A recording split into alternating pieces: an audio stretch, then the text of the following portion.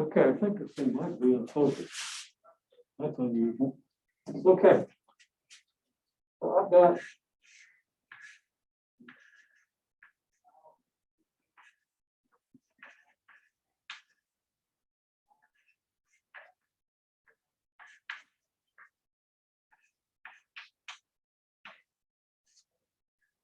mass M of water at 100 Celsius.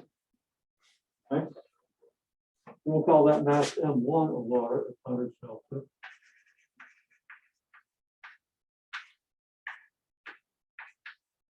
Then a mass M2 of water at 0 Celsius. Okay.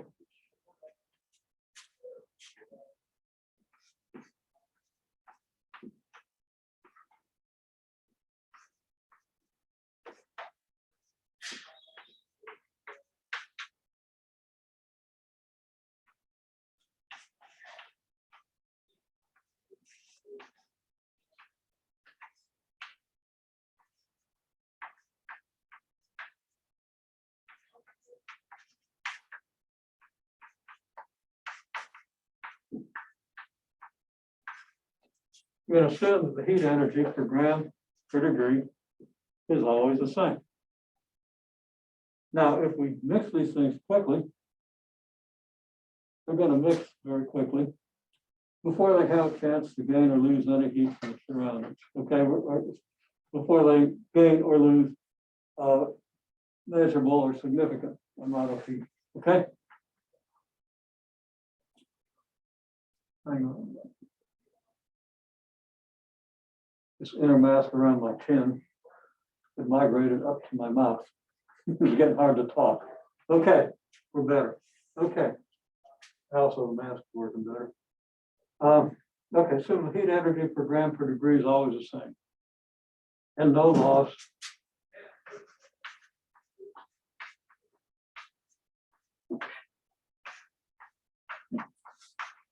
Negligible exchange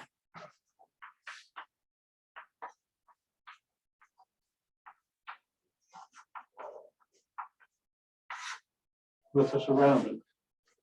And part of the surroundings is whatever you're dumping these things into, so there is going to be a significant change there, but we're going to ignore that. Okay, then.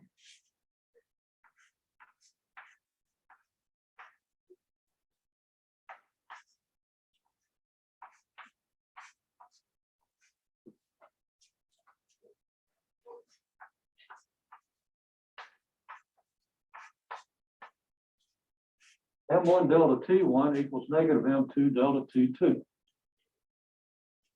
other words, the energy lost by one is the energy gained by the other because of energy conservation.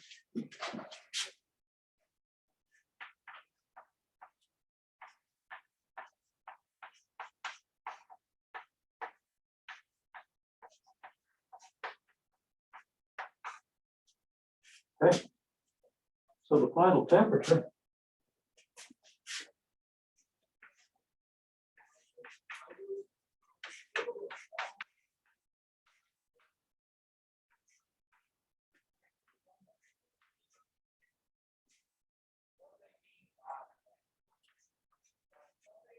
the final temperature TF means that delta T1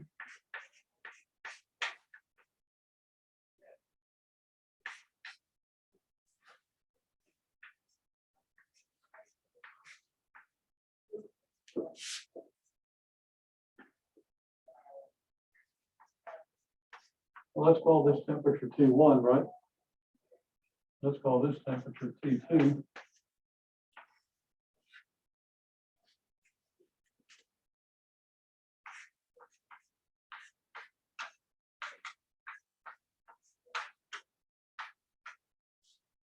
And delta T2 is TF minus T2. Because you're starting at T1 and ending at TF, the change is TF minus T1. You're starting at T2 and ending at TF, so your change is TF minus T2.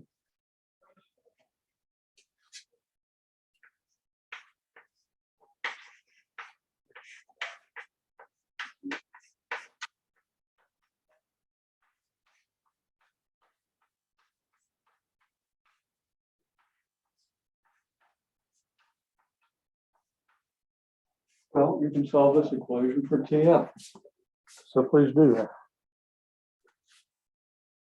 Okay, well, you had an algebra 1 course and throughout the rest of your life, you ought to be able to solve that equation in 30 seconds or a minute at most. You've got M1 TF minus M1 T1 equals M2 TL minus M2 T2. So that you get M1 TF plus M2 TF equals M1 T1 plus M2 T2. So that factoring out TF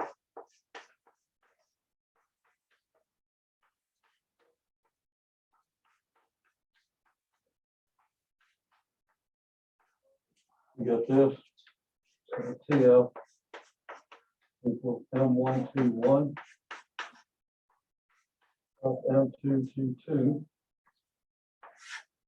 over M1 plus M2. This is just a weighted average. You're weighting these two temperatures by the mass, and you should see this as a weighted average because weighted averages are something you really should learn in your algebra courses. Probably didn't because it's hard for some people, so nobody gets to learn it. But this is a weighted average. Where have you seen this before? Don't answer because we're recording. So you've seen this before with moments of inertia, or I mean, of course. Okay, center of mass. Okay, it's the same thing. It's just another weighted average. You're going to see a lot of weighted averages. So you really ought to do a weighted average. If you don't totally comprehend this, this is a weighted average.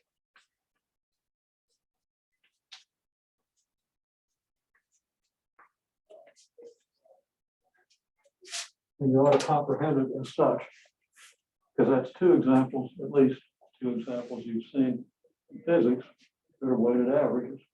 There are many, many. Okay.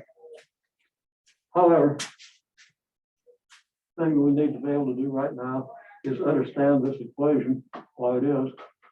This is the energy change of your first mass. This is the energy change of your second mass. And now that I've said all that, it's all wrong because this should be the negative of this, right? It's not really a weighted average, sort of a weighted average. So I got to start all over because apparently I didn't learn my algebra very well back 100 years ago. Okay, so that's kind of embarrassing, but I'm going to leave it on the video. So I didn't write it out correctly. If you think about it, this doesn't make any sense because this means that final temperature is going to be higher than either of the temperatures. Okay. What you have is a negative on this side.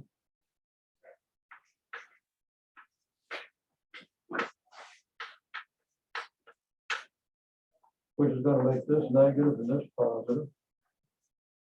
Which is going to make this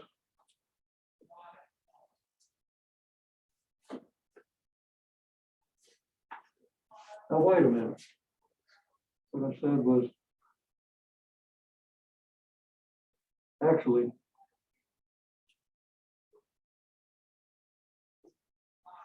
almost right.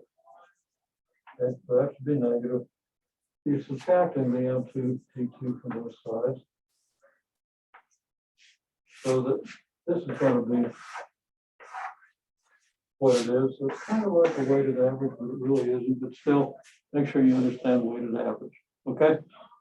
So that's a little bit ignorant. Now, let's see, does that work for this situation, 100 degrees and 0 degrees? So plug it in and see what you get. Okay. Okay. Now, first of all, if M1 equals M2, just call them both M. Okay. Now, T2 is 0. So this one's 0, right? So you just got M times T1 over M plus M. We got M over M plus M, which is M over 2M, which is 1/2. So you get 1/2 T1, you get 50 Celsius, which is exactly what you answered when I posed the first problem. Equal masses, 0, 100, right? Now, there caveat, at different temperatures between 0 and 100, water does have slightly different heat energy exchanges per degree, okay? The specific heat, we haven't talked about that word, but the specific heat changes between 0 and 100 Celsius. If you had chemistry, you know about specific heats. Okay, I hope. So we have, see this, okay.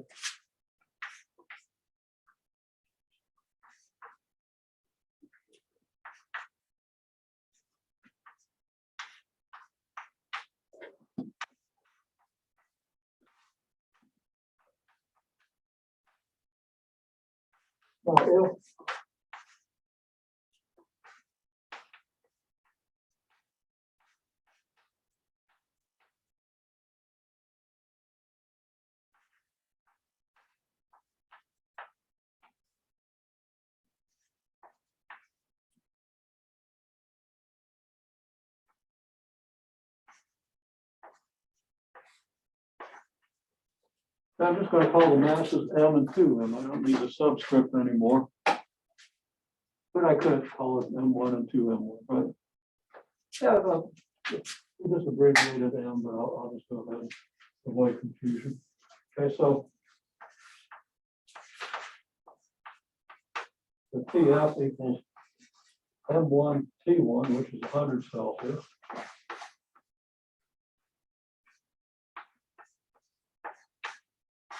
Minus M2 times 0 Celsius over, or minus, it is M2, but it's 2M1. Okay, over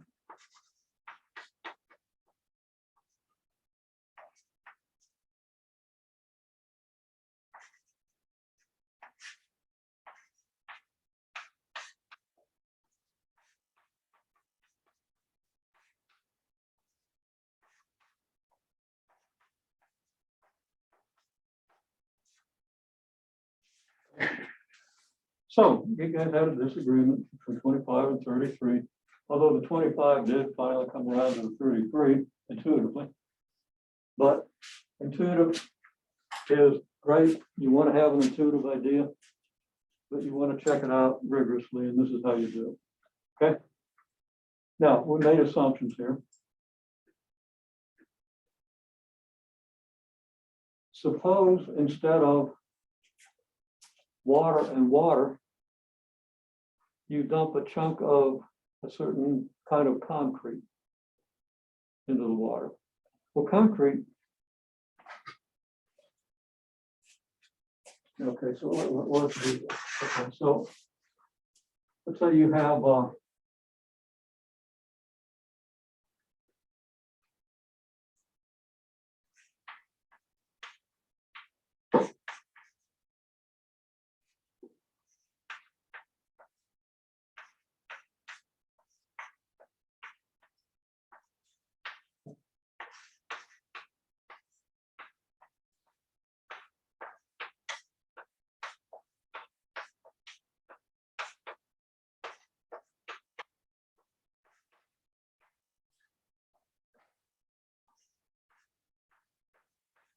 it's about half out of water. So we're just going to use half because that's easy.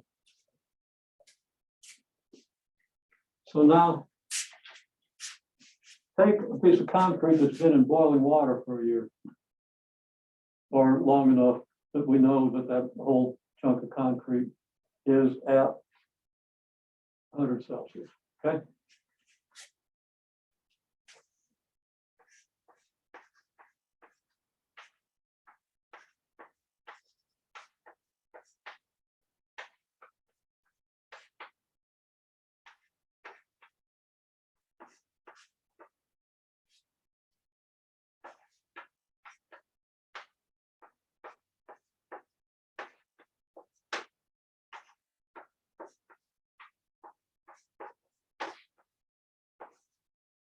we drop mass M1 of concrete at T1 into mass M2 of water at T2, right? So actually, I'm not going to say what the temperatures are. But again, we're going to assume that there are no exchanges with the surroundings. Now that's a little tougher with concrete and water. If you dump two chunks of water together, or two beakers of liquid water, they mix almost instantaneously, right? So you don't have time for much heat exchange with the environment. When you have concrete and water, it takes a while for that concrete to come to the same temperature. So you better have an insulated container. And you'd also better take the amount of energy that that container gives to or takes away from the mixture, okay? Which makes it tough. Now we've got containers. I think there's one right behind you, I'm not sure. They do a pretty good job of that, okay? Well, I'm not gonna have time to use them in lab because I want to get on this electricity lab pretty soon, but there we have it.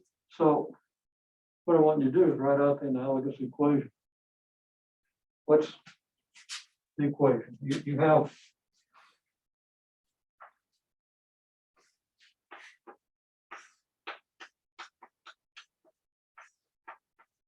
delta Q1 equals negative delta Q2, where Q is the heat energy.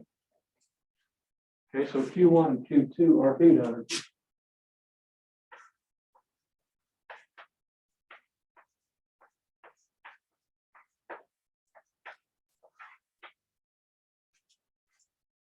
In other words, the change in the heat energy of the water is equal and opposite to the change of heat energy in the concrete, so that the net change in heat energy is zero, right? And in fact, a better way of writing this, less intuitive, is that here's your energy conservation, no net change.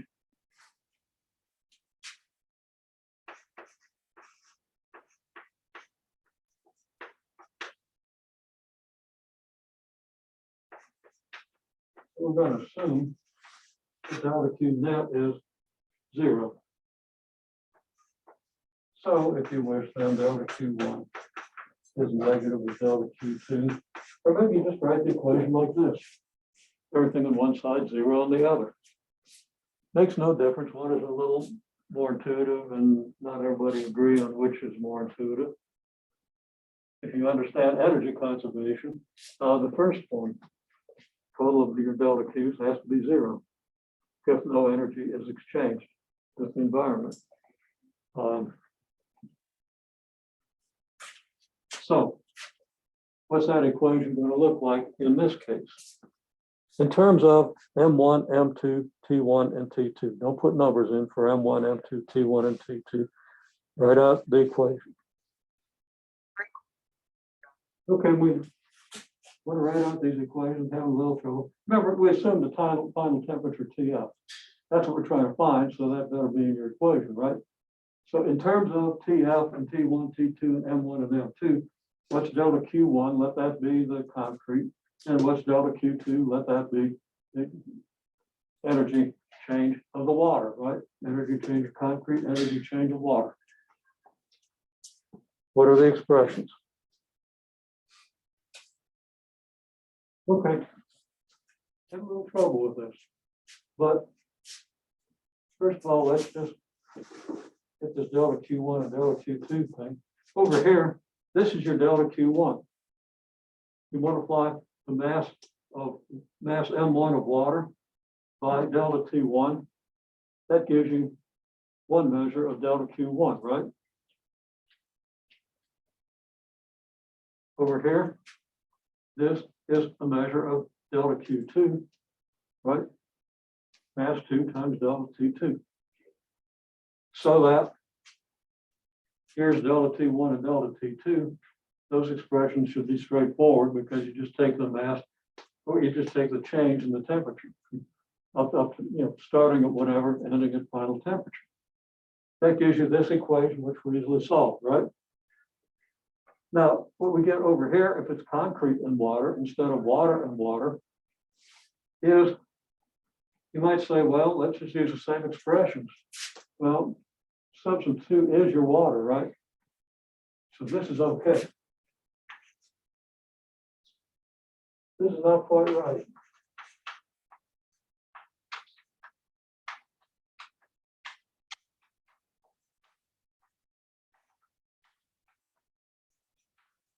The concrete. Okay. We fix that.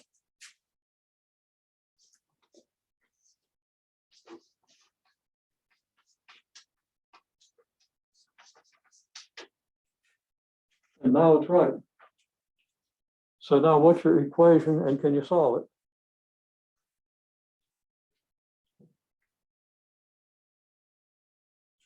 Okay, so what do you do with this?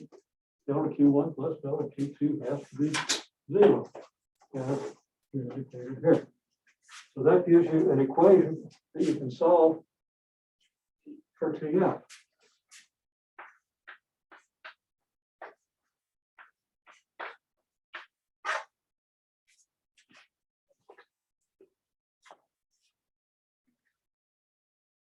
Okay, no, we don't have time to let you complete this, but the equation that is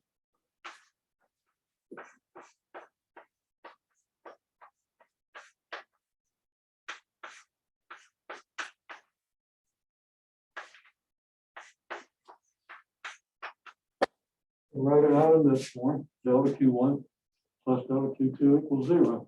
So you get M2 T2 minus M2 TL plus M1 T1 minus M1 TL equals 0. And you got your TF terms here, trying to solve for TF, right? So we have minus M1 plus, and it's 1/2 M1.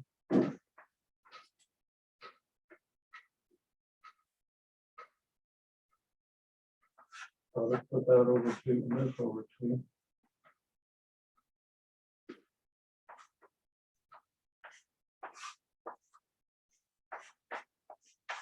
So we can easily rearrange it like this, put these two terms together and factor out the TF, right?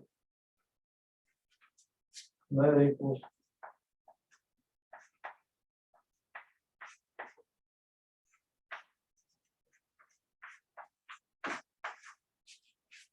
this, and we solve for TF.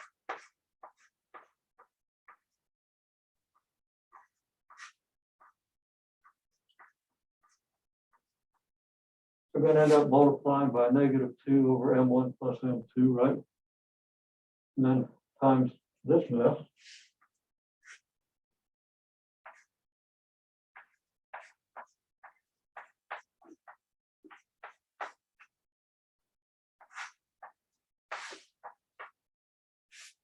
And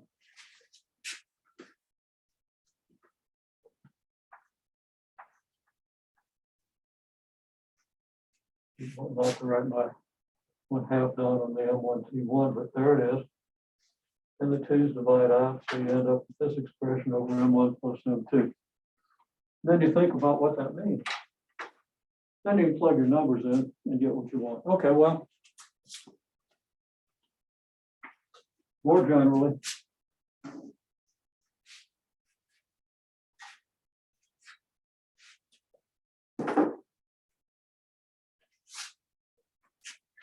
you have this.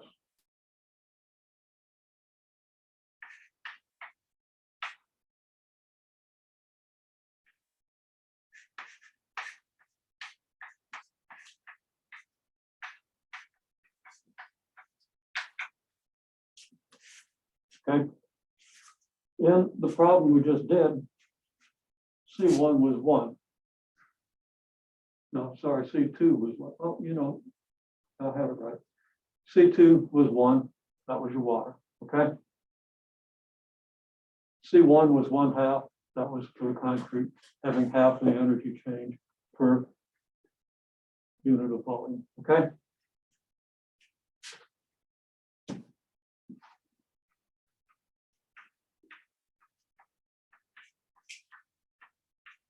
It wasn't unit of volume, it was unit of mass.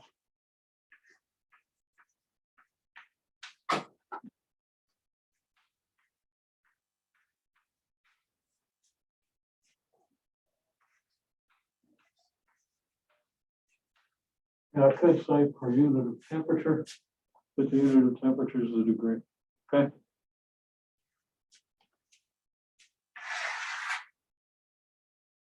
So C1 is for this substance, C2 is for this substance. Okay. Now, hopefully the example motivates why you have the C1 and C2 here. Over here, that was essentially your C2. Now, standard units for this.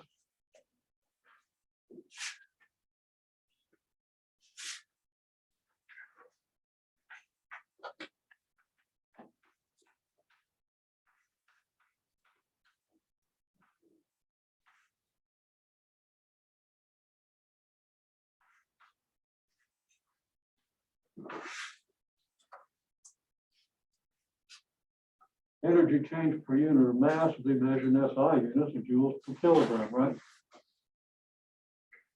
And sometimes you use calories.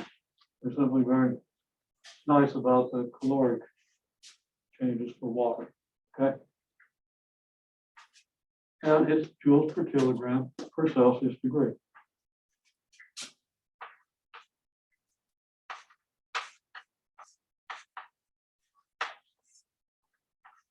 Or joules per kilogram Celsius.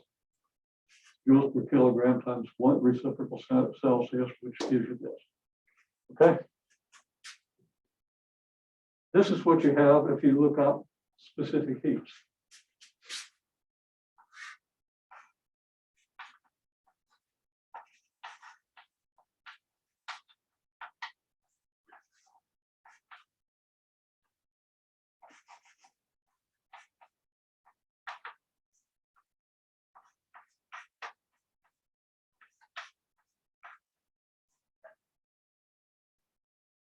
And I'm writing it out in joules per gram Celsius, which is what we often use, but if you look it up online,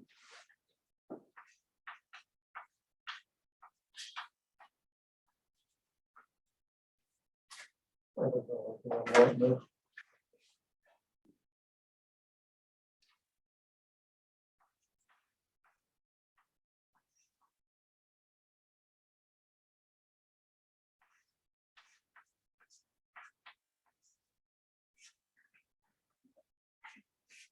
There's water, okay?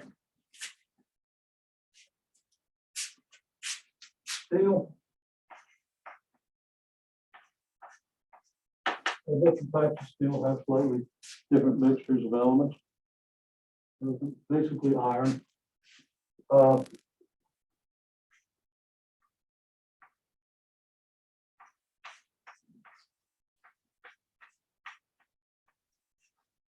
Kind of on the order of a tenth out of water. Of course, an equal volume of steel and water, your steel is going to have a lot more mass. You have like 8 times the mass. It has a tenth of the specific heat and 8 times the mass. Well, you see how that works out. So you want to think about that.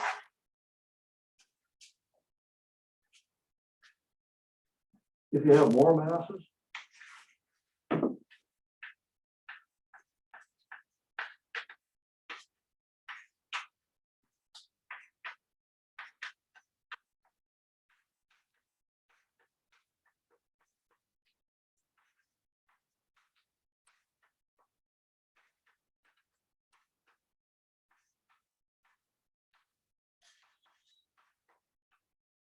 you got n masses. There's your expression, right? Of course, you can write that as a sum. I equals 1 to n.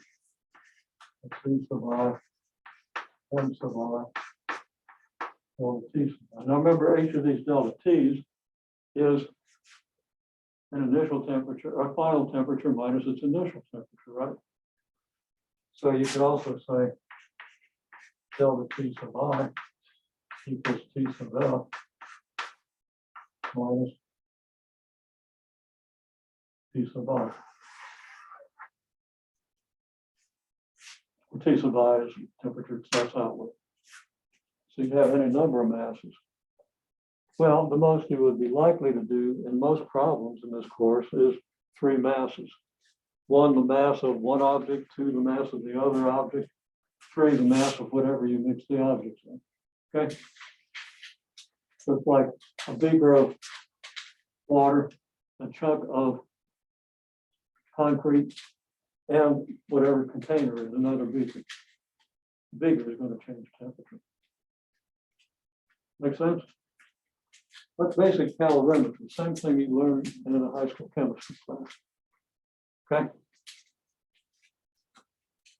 And if you didn't learn it in high school chemistry class, you learn it in the chemistry class you take in your curriculum. Okay, now, in general,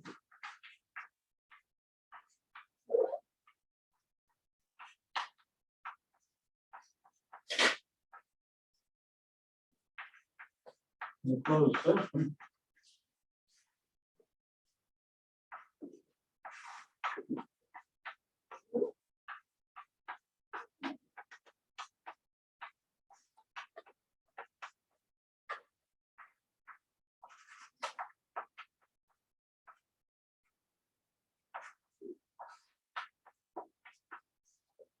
this is what you have. Sum of all your delta Q's is 0. So if you're mixing a chunk of water and a chunk of concrete in a beaker, if you can manage to insulate that, say the beaker is surrounded by some good insulation, so you have negligible heat exchange with the environment, then that's pretty close to being a closed system. Not perfectly so, because you will have heat exchange with the insulating material.